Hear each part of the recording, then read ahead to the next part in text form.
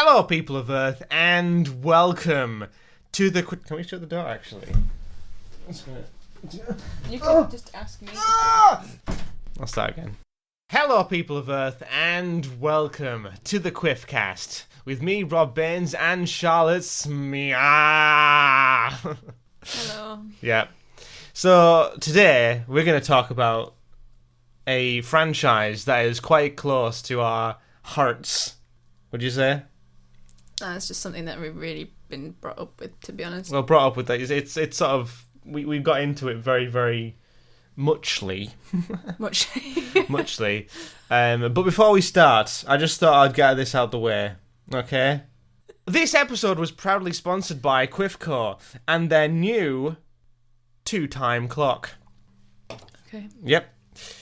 Have you ever wanted to know the time at only 2 points in the day? Well, this clock will literally not actually... Don't need batteries for it. You don't need batteries for this clock because it just runs naturally. It will say a time of the day, right? But only at 2 points in the day. So it's broken then? It's not broken. It's just that's how the clock operates. It'll be like... Part of me thinks you got inspiration for this item from a certain film that we went to see recently, where they say the exact same quote. What? No. This is an officially listed Quifco product. Right. But there's lots of different variations of it. You can order it in many forms. It could be 2:15 version. Just move the hand to where you could move the hand, yeah, but that's kind of where the marketing... We want them to collect. We want the people to collect them all. So you could have lots of different clocks, and then you just change them. All sorts of different times of the day. Yeah, you could change them depending on what time of day it is. Seems like a lot of effort. No, it's revolutionary. Right.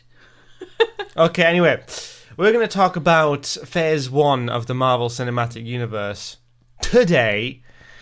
Because that seems quite cute. Quite what? Cute. Cool. Yeah. Oh. So I'm going to start off. In 2008, the Marvel Cinematic Universe kicked off with the Iron Man film.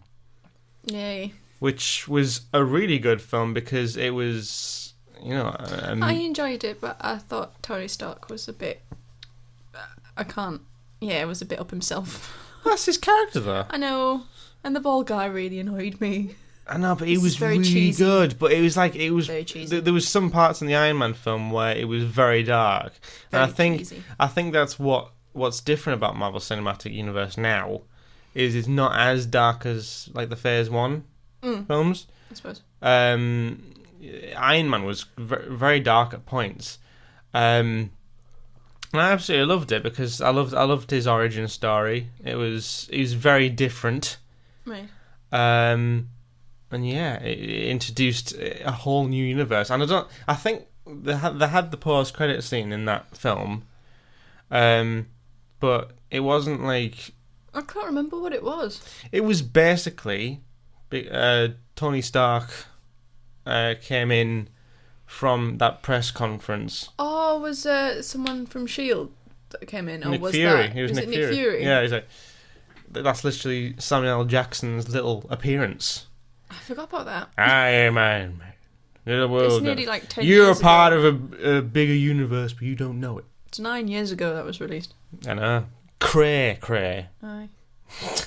So cray. Any memorable moments of the Iron Man film?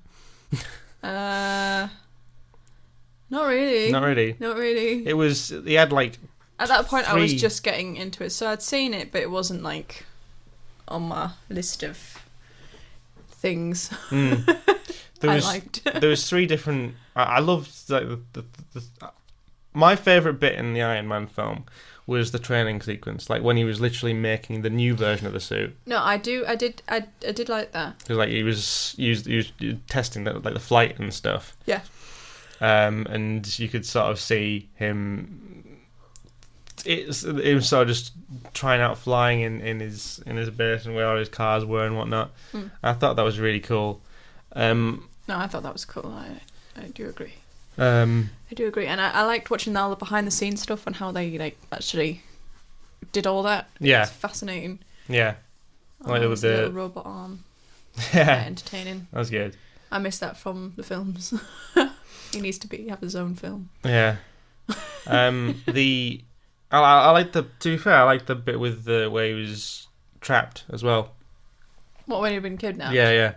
And he was developing the first time. That was a really good scene. Like you saw a very different side of him.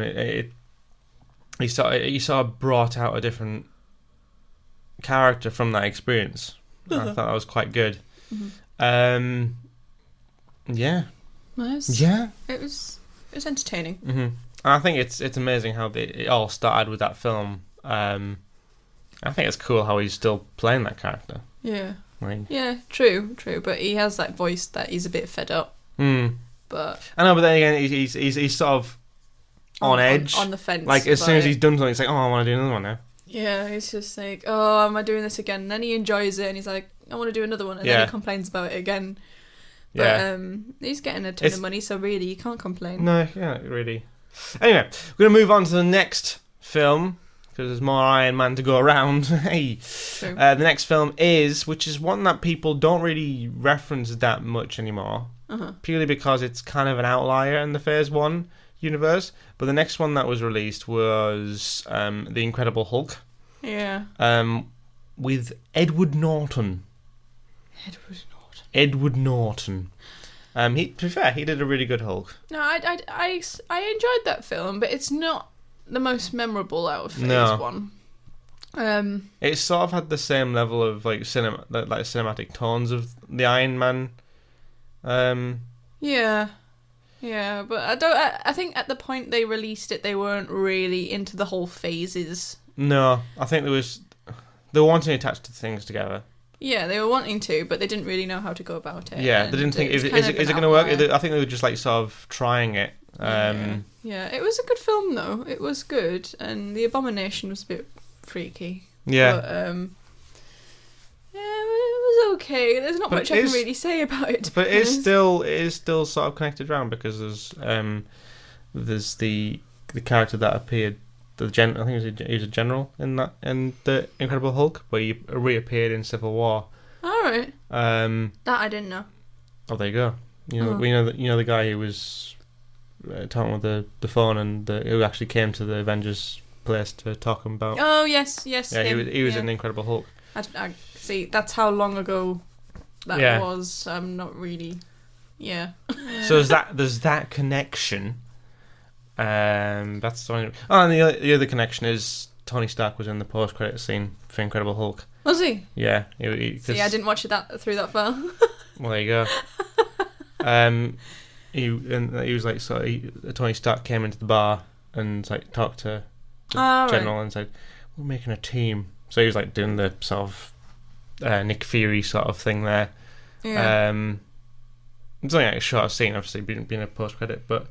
Yeah, it was a good film. It was very different, and it showed Hulk off really, really well. But is that one where they were like selling contaminated drinks and stuff, and Stanley was like drinking stuff out of the fridge? Yeah. I was like, at that point, I didn't really know Stanley was. No, because like not coming from reading the comics background, we really got into the films, and then I started reading a few of the comics. Yeah. I was like, who's that? And then like. My mum was like, "Oh, that's Stan Lee," and I was like, "Who's Stan Lee?" And she was like, "He was a writer from Marvel Comics," and I was like, "Oh, right, okay." My mum told me that. Wow. So I was like, "Okay, that's kind of cool. They've included him," and it's just like he's been in everything. When he's picked up in every film. Yeah, he's been somewhat in each film. Yeah. Anyway, we don't know much else about Incredible Hulk. No. So we're gonna move on to Iron Man 2. Which is my least favourite Iron Man film. Is it? Even though it's got Black Widow in it. I love Black Widow, but I just thought the whole film was a bit crap, really. Really? Really. Well, there you go, there's a censor. Censor. Swearing. Also, there's one massive change. Roddy changed quite a bit, didn't he, in that film? Yeah, changed completely. He changed actors completely in that film. That I didn't realise until you pointed that out. There's the same characters, Oh, right. Oh, yeah, he is a different guy. Yes. He's, well... It's Don Cheadle. Is that right? John Cheadle, yeah. Don Cheadle, yeah. I don't know who I'm not good with actors. Wait, you got that one right. Hey. But yeah, it was the first time Scarlett Johansson appeared in the Marvel Cinematic Universe as Black Widow, except she wasn't really Black Widow because she was sort of navy. She was navy. And I did think her hair looked a bit greasy, but... Greasy? It was Greasy, curly, wasn't it? Very curly, but they must have used like 20 tins of hairspray just to keep it that way. All right. Because it was just like, if you touch your hair, it's like, it would crisp up, I think. Yeah. That's one thing I can remember from watching that. Yeah. And my dad was like, I want one of those. And I was like, no, Dad. No. You want one of those? He wants a Black Widow. All right. Okay. I was like, bit weird. I want a Black Widow. No. Wow. No, Dad, no. There you go. Oh, and you got your Mark 6 armour. Yes. In Iron Man 2. That was my favourite armour. Still is, isn't it? Still is my favourite armour. Mm. And there was like that suitcase one. That was the cool. race scene was very good, isn't it? To be fair. I thought the guy with the whips was a bit rubbish as a villain. Yeah, he was. Yeah, he was different. It's just like, really. It was a bit weird, and there was War Machine. A lot of things were introduced in that. War Machine's pretty cool. I do like War Machine. What else was it? Oh, I did like the whole the thing that's keeping you alive is slowly killing you thing. The whole thing with the arc reactor was slowly poisoning Tony Stark. Oh yeah, is that when Pepper had to stick her hand inside his chest? No. No, which that was the first one because he was replacing the old arc reactor. Aye. No, this was like we had to discover a new element. Right. Okay. That whole scene, I love that. Push them away, kind of. Yeah. Thing. Is that when they first showed the little sneak peek of Captain America's shield on his workbench? Yes. Yeah. That was a thing. Yeah. See, I didn't know what that was when I first saw it. I just thought it was working on just something. A little thing. I was just like... It wasn't actually... It wasn't the actual shield, just like it must have been like a replica thing. Yeah. Obviously. Oh, he was working on it. Yeah. Might be like a prototype because his dad made it. Yeah. Uh-huh. But yeah, Iron Man... Great. Iron Man 2, yeah, it wasn't the best one. No. But it did introduce quite a lot of stuff. I think it was one of those kind of films where it's setting up stuff. Yeah, rather than actually telling a story. Yeah, pretty much. Next one is my favourite out of Phase 1. Is it? I do like a bit of Thor. Well, yeah, you don't like it because of Tom Hiddleston. No, I just like the story. I thought it worked well as a film, and to be honest, Thor and the second one, what's it called again? Dark World. That one, yeah. I really enjoyed them. I really did. And that was a story I could get behind. And also Tom Hiddleston is just amazing. Thor wasn't very much... It wasn't that... It wasn't much Thor action in that film, obviously, because of the whole basis of the film, him being... It was thrown to earth. I think I still quote things from that film. Yeah. Like, I need a horse. Yeah. Me and Ellen quote film. Ellen is my sister. We quote films all the time, and I think from Thor we get most of our quotes out of Phase 1. Another. Yeah. Pretty good. But I think it's that whole thing of putting him in a normal environment. I think that was just and kind of like hilarious. Bringing him down to earth. Yeah, literally. Rather than being up himself. Yeah, which is nice. It's a nice story to teach humility and. Yeah, and there was and that was the first film. Another introduction of a character. It was, yeah. It was the first... No, hang on. You don't know what I'm talking about here. You're introducing Thor to the Marvel Cinematic Universe, but we're also introducing Hawkeye to the Marvel Cinematic Universe. Oh, yes, Hawkeye. Hawkeye's amazing. He had a little appearance in it. That I can really get behind, because he's so understated, but he's amazing. Yeah. And I just like Jeremy Renner in general. Yeah. I thought it was absolutely great film. It was very comedic. I think Thor has that sort of comedic element. It's like sort of... I wouldn't say it's dry humour, but I think it's like a bit of slapstick in there. My kind of humour. Yeah. Very dry slapstick humour. Dry slapstick. And I think I think Thor's one of those films that can combine humour with quite dark elements as well. Yeah. And obviously it introduced all the different worlds that realms type. The sort of it's first sort of mentions of the realms and whatnot, and different spacey characters and stuff. Yeah. Like that. The possibility of different universes. I think the things like Asgard and stuff, like beautiful sort of very pretty. visual effects and just set design in general. Yeah. So it was a good mixture of the both there.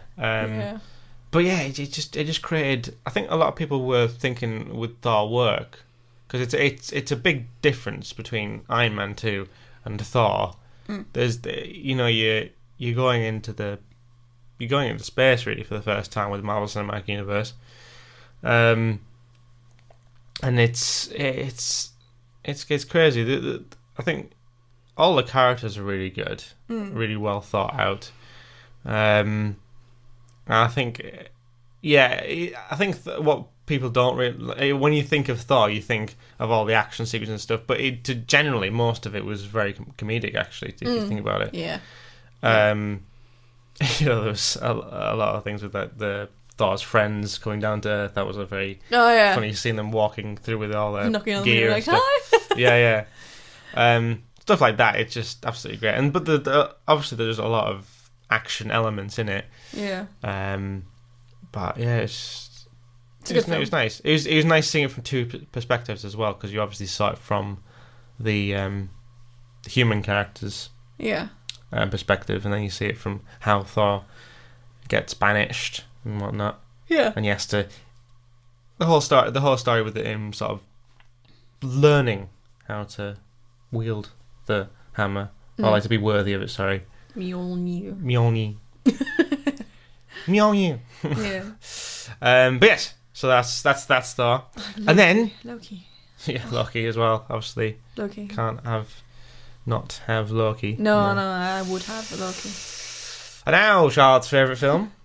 Captain America, the First Avenger. I still haven't seen this all the way through because I fell asleep. I'm not really... I think, to be fair, when we watched it for the first time, we were watching it, and then because we were so used to how things were with the Iron Man, Hulk, Thor and stuff like that, I think we didn't appreciate it as much. Because I appreciated it watching it quite recently, because I know the character Captain America now. So it was a bit of a crap introduction then? A bit. I think as an introduction, I think it's better on watching it again. Right. Okay, after you know the character. Yeah. Right. It's like sort of like, I want to find out how he... I know this character, I want to find his origin story, that sort of thing. Whereas the origin story is like, it feels a bit slow. But watching it, it's like, obviously you get this, it's very, very war-based because of obviously Captain America's origin. The effects are brilliant because obviously you see Chris Evans as a little scrawny little kid. He's all weedy. No, I did like that. I thought that was very clever how they did that. But at the same time, I'd watched it prior to when we decided to have a Marvel movie-a-thon up in your loft. Yeah.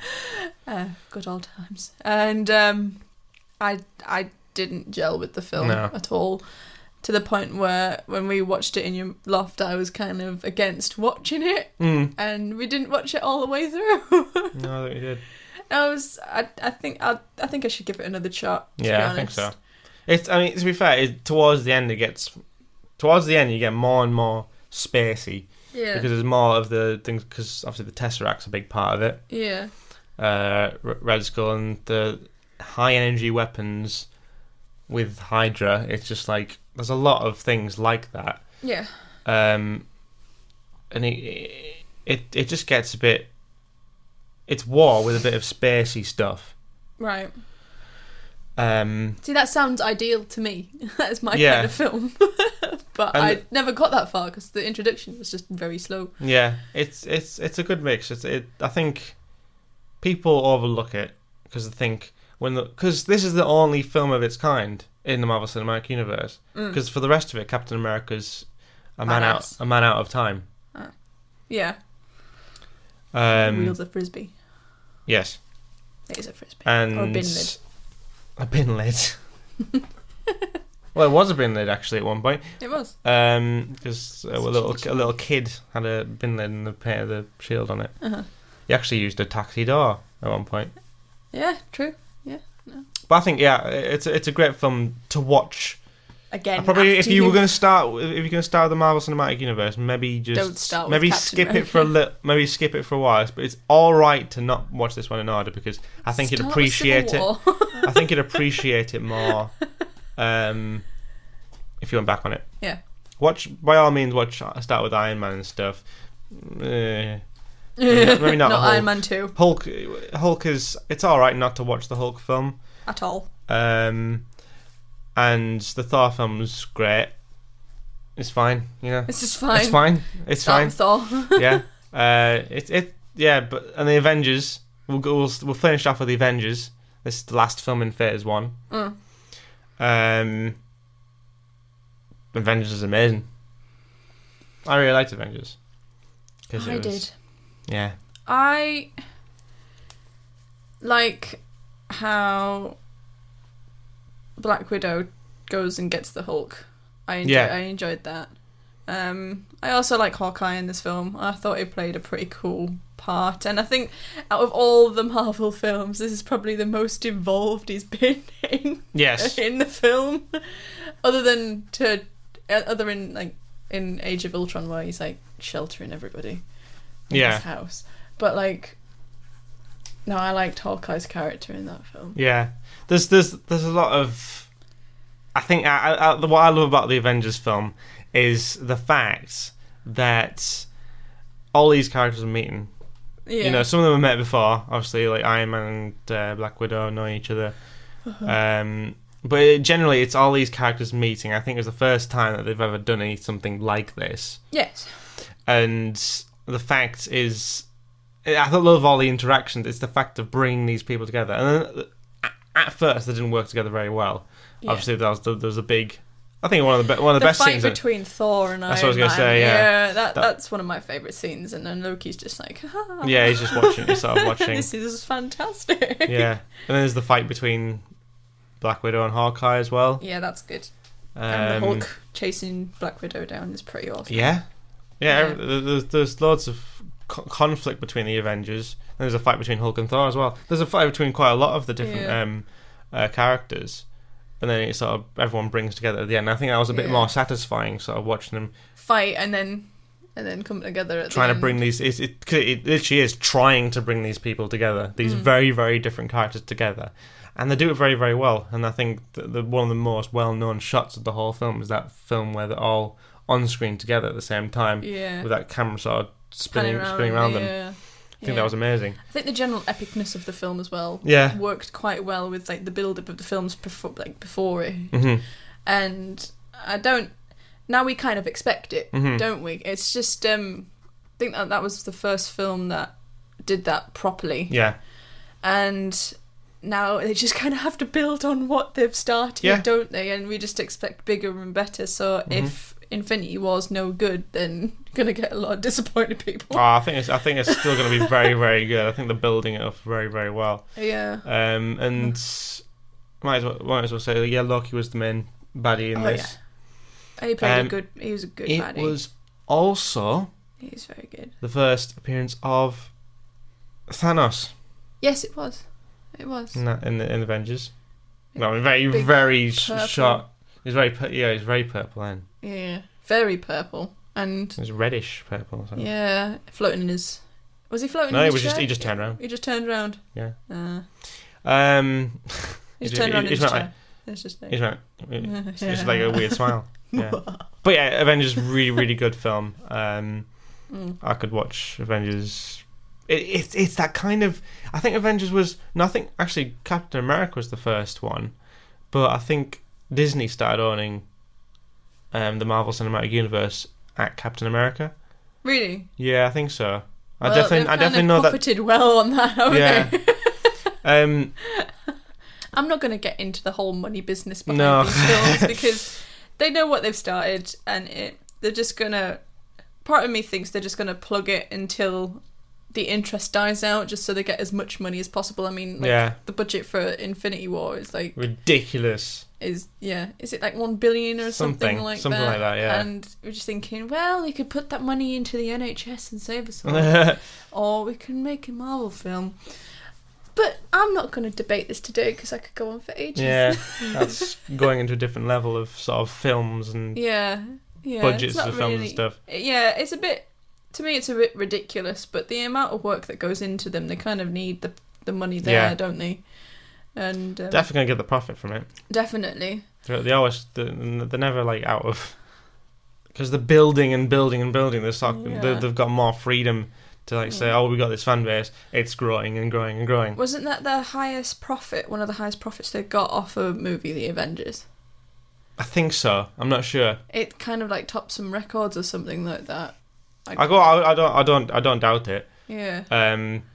Obviously, another thing with the Avengers is set in New York, so there's quite a lot of scale there. Yeah. It's the first time that there's been a really big threat in the Marvel cinema. Like, you know, obviously because they have to assemble the Avengers. It threatened New York, and then Age of Ultron threatened the world, and then Infinity War is going to threaten the universe. So it's building with each phase. Yeah. So what's next? Reality. Then I'm gonna get even bigger. Then time. Well, I think probably will go there. I think they probably will go some there. Doctor Strange. Kind of, you got all the different dimensions, haven't you? Yeah. They can go so far with it. And then you've got different dimensions. Yeah. There's all sorts, but. Yeah, we're going to talk about in another Quiffcast because the Marvel Cinematic is huge. We'll probably continue this with the next one, or maybe a few Quiffcasts time. We'll be talking about Phase 2 and Phase 3. But Phase 2 is where it gets really good for me because that's when I really gelled with Marvel. Yeah, I think that's what did it for me. What got me a bit hooked. But Phase 1. To be honest, was not my favourite phase. No, it's a good intro. At that point, we didn't know what they were doing. No, and it was new. It was new. Yeah. The whole thing with Phase 1 is that it was a new concept bringing these heroes together. Yeah. Thing is, I'll happily go back and watch Thor and the Avengers out of that list. Quite a lot. I should really watch Captain America again. Probably. Yeah. But yeah, if you haven't watched Phase 1 and you're just watching sort of the more recent ones. It's really worth having a watch of these. Getting a good introduction to what's going on. Yeah. Because they do reference those films, yeah, don't it is. they? And then there's the evolution, all that sort of stuff. At the very beginning. Yeah. And getting to where they are now, which is beating the crap out of each other. Exactly, yeah. But yeah, that's it pretty much for this episode of Quiffcast. Hope you've enjoyed it. Don't forget to subscribe for more Quiffcast content. Do you subscribe? I think so. It's subscribe or follow. Oh no, I think it's subscribe. It's subscribe. I don't know this thing because I don't subscribe to Quiffcast. Rate as well. Rate and leave a. Can you leave messages? I don't know how it works. Send him a private message. Send Ash. Well, it won't be me. It'll be Ash. Send Ash private messages. Send Ash private messages. He won't mind. But yeah, thank you very much for listening. What's this? Oh, what's this? People messaging me. Thank you very much for listening, and you shall hear us. Yeah. Well, next Quiffcast. You'll hear him next Quiffcast. Yeah, you'll hear me. Yeah. It won't be me. I'll be off somewhere. Join me and Ryan. Great. For some foodie stuff. I could talk about food. I like food. I said fool. Food or fooly stuff. See, we should do a food podcast. That's great. No.